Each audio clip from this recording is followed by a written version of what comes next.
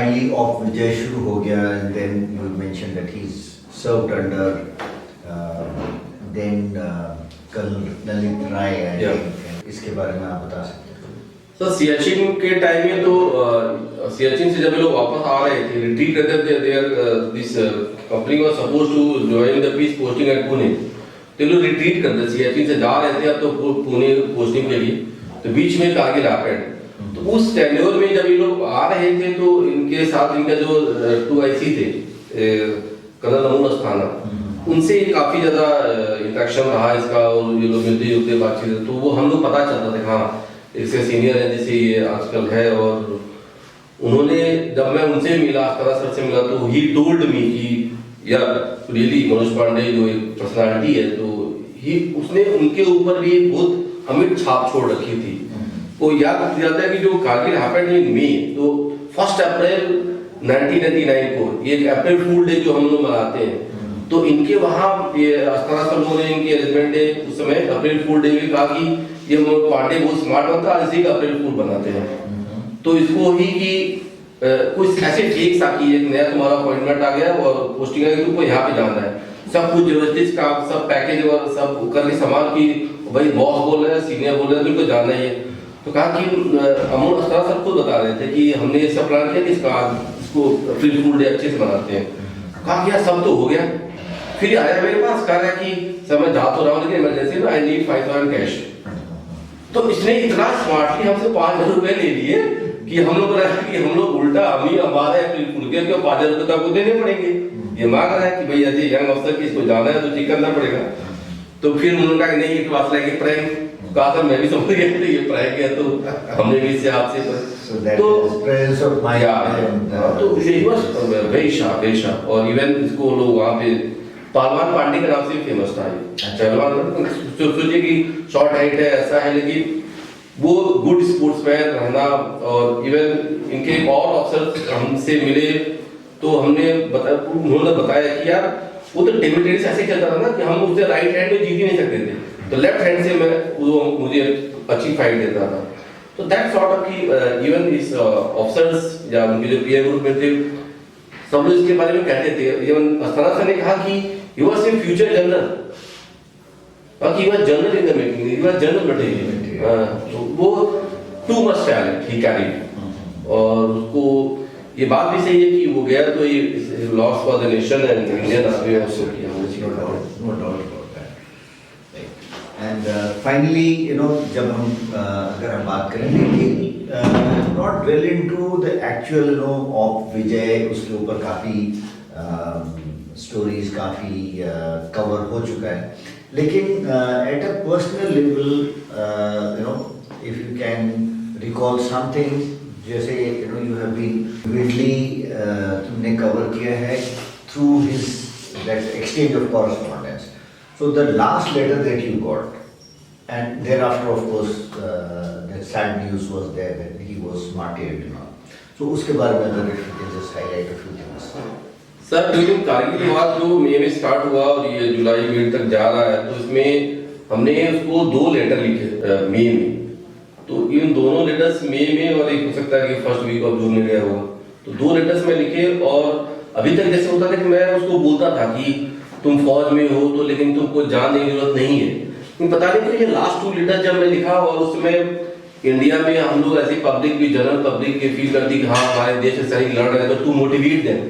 ये मैंने जो लेटर में लिखा था जस्ट डू इट, एक नाइकी का एक पर्टिकुलर स्टेटमेंट है और जस्ट डू इट। एंड उसमें वर्ल्ड कप हो रहा था क्रिकेट वर्ल्ड कप, उसका एक स्टेटमेंट कंटिन्यूअसली चल रहा था ये जस्ट डू इट वाला। उस स्टेटमेंट को मैंने लेटर में भी लिखा था जस्ट डू इट। तो हमने भी उसको एक बकअप किया था, उसको कहीं से ना लगे कि हाँ ये मेरा फ्रेंड मुझे कुछ ऐसी बात कर रहा है या हाँ कुछ कावर्डली एक्ट कुछ ऐसा स्टेटमेंट दे रहा नो, तो मैं उसको लिखा तो वो कहीं ना कहीं उसको अच्छा लगा होगा। और उन 2 लेटर्स के बाद में उसने मुझे एक लास्ट लेटर जब लिखा है ये 19 जून को, which I received on 30th of June। 30th of June को मैं रिसीव कर रहा हूँ, 19 जून को उसने लिखा है। तो मैंने कर्नल अस्थाना से इस पे बात किया था कि वो किस माइंडसेट में लिखा हुआ क्या कहा होगा, कि उन्होंने बताया कि सर उसके पहले भी उसने अच्छी सीरीज ऑफ बैटल्स वहां पे कंकर की थी, जहां पे फौज को काफी रेजिस्टेंस फील हो रहा था and we were quite strong. तो उसने कुकरथान पोस्ट जीता था, और भी ऐसे दो जगह जुबार टॉप पे उसने अचीव की थी। हर जगह उसने एक अच्छा ब्रेक थ्रू इंडिया को दे चुका था। और उसके बाद ये कुछ और भी पॉइंट्स थे जहां उसको जाना था, और वहां पे जाकर के कुछ टाइम उसको मिला होगा, तो वहां उसने एक लेटर लिखा। उस लेटर में जब वो लेटर मैं 30 जून को रिसीव करता हूँ, तो सब चीज पढ़ा तो इट्स अ वेरी इमोशनल और very Indian should read it. और इवन इनफैक्ट उसने उसमें लेटर में लास्ट में लिखा भी है, फर्स्ट लाइन ऊपर आ रही है कि do read this letter to as many as possible. मैंने किसी आर्मी अफसर साहब को पढ़ाया था फ्रॉम गोरखा वाली, एंड ये लोग अपने कोविड एक्सपीरियंस होते हैं, तो मैं तो नहीं समझ पाया था, लेकिन उन्होंने कहा कि देखो पौने लेटर लिखा गया पूरा कंप्लीट, उसके बाद ये स्टेटमेंट बाद में डाला गया है do read this letter to as many as possible. और कहाँ लिखा गया ऊपर, मतलब वो बंदा लेटर फिनिश कर रहा है, और फिनिश करके जब ईमानदारी से लिखा तो उसको लग रहा है कि नहीं ये लेटर पवन ही ना पढ़े, ये देश पढ़े, तो इसने ऊपर लिख दिया। थोड़ा सा स्पेस में थोड़ा देखेंगे तो राइटिंग में भी वेरिएशंस है, वहां पे फॉन्ट थोड़े छोटे हो जाते हैं, ताकि ये लेटर ये बात हो। और वो लेटर ही मुझे बहुत ज्यादा प्रमोट किया कि केवल जीवन में ऐसा नहीं होना चाहिए कि आए खाए पिए रहे और चले गए। उसने एक लेटर में, इसके पहले एक लेटर में, क्योंकि उसकी स्टेटमेंट होते देखिए लाइफ में, ये नहीं कि जन्म लिए पढ़ाई किया नौकरी पाई शादी हुआ 20 बच्चे हुए और फिर मर गए, ये रूटीन फॉलो मत करो। वो वर्ड्स मुझे इस लेटर से मिले कि नहीं लाइफ में कुछ और करना चाहिए, we have to prove our worth. Even in that letter always, जैसे हम उसने प्रूव किया, बोला है कि I am proud of my decision to join infantry, और इन्फेंट्री में भी बेस्ट कि मैं गोरखा राइफल्स के साथ ये चीज कर रहा हूं। तो कहीं ना कहीं वो अपने अल्टीमेट गोल के काफी करीब था। और जो इसने एनडीए टाइम में भी अपने एसएसबी में चीज को बोला है 1993 में, देखा सर कि ही इज सेइंग कि his ultimate aim in life is to get Paramvir Chakra. Yes, I think somewhere you said in the interview. वो 1993 जनवरी में फरवरी में उसके स्टेटमेंट आते हैं, और देखें आप 99 में जुलाई में ये कारगिल वॉर हो रहा है और he is getting the same thing. तो ये पावर ऑफ सबकॉन्शियस माइंड, ये मतलब तो एक दिव्य शक्ति भी है जो उसके नियर अबाउट घूम रही है अलग से। तो कारगिल होने में उसका भी एक रोल है, या ही हैज टू पार्टिसिपेट, या उसका भी एक था जिसकी वजह से हुआ। और हर चीज इवन जैसे कि जब वो एनडीए आईएमए और इस समय रहा, तो उसने सीरीज ऑफ लेटर्स अपने नियर डियर वंस को लिखे हैं, लॉट ऑफ फोटोग्राफी उसने की है। हर जगह ऐसा लगता है कि वो जा रहा है अपनी चीजों को डॉक्यूमेंटेशन करते हुए जा रहा है, प्रूवन टेस्टेड वेरीफाइड करते हुए जा रहा है। उसके लेटर भी जो मेरे पास आते थे, मेरे पास 50 लेटर्स होंगे, तो पता नहीं क्यों मैं नहीं वो सारे लेटर फाड़ दिया। बाकी लेटर तो आदमी लगता है फिर फाड़ के फेंक देता है, नहीं फाड़, पता नहीं क्यों मेरे बड़े थे, now they are reserve documents like that. तो उसकी लाइफ से या उसके हर चीज से हम कहीं ना कहीं ये जान पाए कि as a true soldier he was like that. Okay, so thank you very much, Pawan. I think it has been a very detailed account of the person that Manoj Pandey, late Manoj Pandey was, and ये लोगों के लिए जैसे तुमने बोला कि he said that this letter should be read to as many people. इससे हमें क्या ये तो बहुत अच्छी तरह से पता लगता है कि उसमें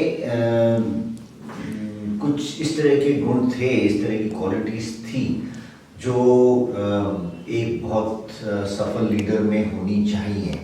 एंड निरंतर उसकी कोशिश हम देख रहे हैं कि छोटी छोटी एक्टिविटीज़ में, चाहे वो खेल का मैदान हो, चाहे वो कोई प्रैंक्स हो या कुछ भी हो, एक इन्वॉल्वमेंट, बहुत टोटल इन्वॉल्वमेंट था। तो initiative, his determination, the kind of energy, the pool of energy that he had. So all these things definitely, very inspiring for the, I would say, the youth. Or last but not the least, I will again like to congratulate you for having documented this in the form of a book, so that लोगों को पता चल पाए इसका। और हमारी कोशिश रहेगी कि इस वीडियो के माध्यम से हम इसको और लोगों तक पहुँचाएं। So thank you very much once again and wish you all the best. Thank you Lord sir, आपने मुझे ये अपॉर्चुनिटी दी और मुझे बहुत अच्छा लगा कि मैं मनोज पांडे के बारे में बता पाया। और ऐसा कभी भी मौका मिलेगा तो मुझे अच्छा लगता है कि मैं बार बार उसके बारे में चीज़ों को बताऊं और लोगों से बातें चीज़ें पूछा। It's all my pleasure also कि आपने मुझे मौका दिया। धन्यवाद। Thank you.